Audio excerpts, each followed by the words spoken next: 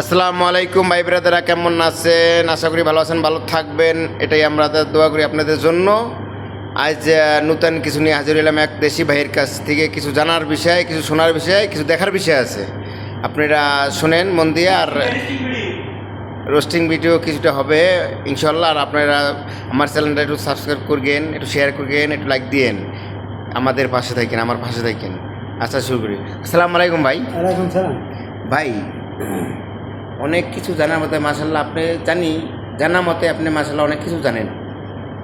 আপনি শয়তান বিষয় বা অনেক কিছু জানেন। এখন আমার কিছুটা বলেন শয়তানের বিষয়টাই। শয়তানের বিষয়। জি জি, শয়তানের বিষয়টা কিছু একটা বলেন, বা কিছু একটা মানুষের কাছে শেয়ার করে কিছুটা শুনাই। এখন শয়তান বিষয়ে আমি যতটুকু আমার ধারণা, ঠিক আছে, আমার ধারণা ভুল হতে পারে, 100% ভুল হতে পারে। জি। আমার জানার মতে, আমার ধারণা থেকে আমি বলছি, জি, আমারটা 100% ভুল হতে পারে, আমাদের মানতে হবে এরকম কোনো কথা নাই। যা যা তাই। যতটুকু আমি বুঝতে পারছি, জি শয়তান হলো দুই প্রকার। জি একটা হলো শরীয়তি শয়তান, জি মানে রূপক শয়তান, জি আর একটা হলো হাকিকি শয়তান, জি, অর্থাৎ আসল শয়তান। আসল শয়তান।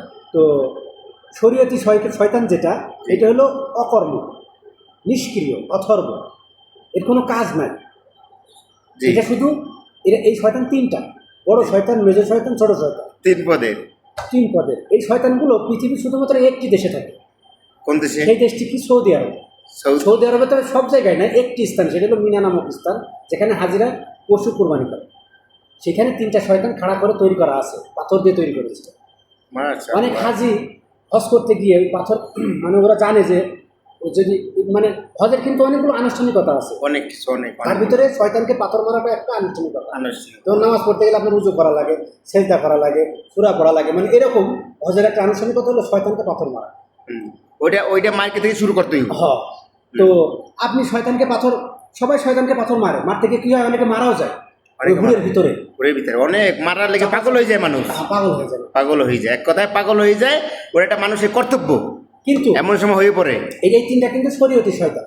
জি, এগুলো এখানে দাঁড়িয়ে আছে, এদের কোনো কাজ নাই।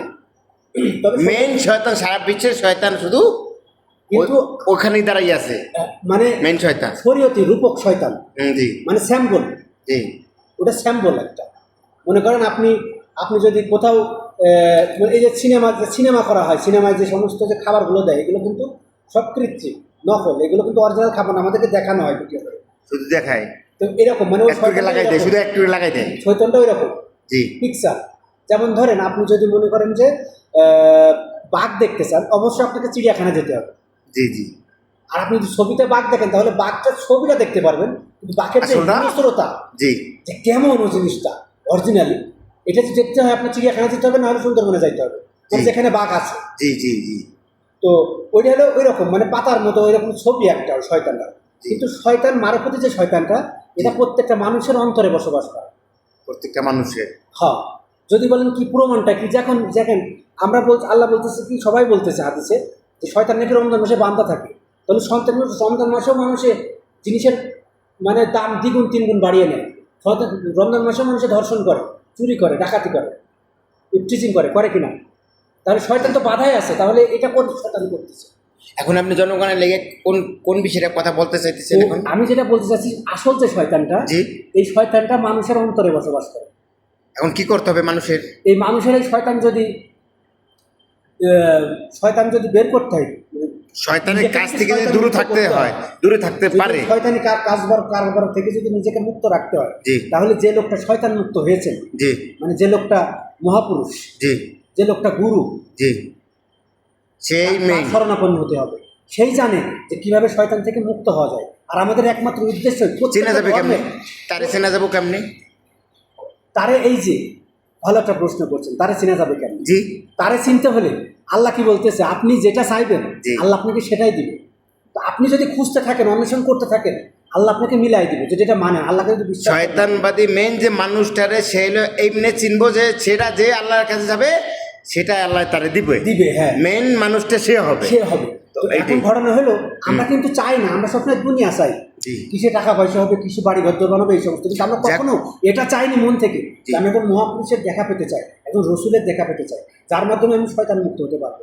যাক গাইস, এই আইস থেকে এইটা মাথায় থাকবো। দ্বিতীয় পর্ব এখান থেকে শুরু করবো। দ্বিতীয় পর্ব এখান থেকে শুরু করবো। এখান থেকে আপনার যদি ভালো লাগে চ্যানেলটা সাবস্ক্রাইব করবেন, লাইক শেয়ার কমেন্ট থেকে আমার পাশে থাকবেন, আলামিন নামে পেজটার পাশে থাকবেন। ইনশাল্লাহ সবাই ভালো থাকবেন। আল্লাহ হাফেজ, সালামু আলাইকুম।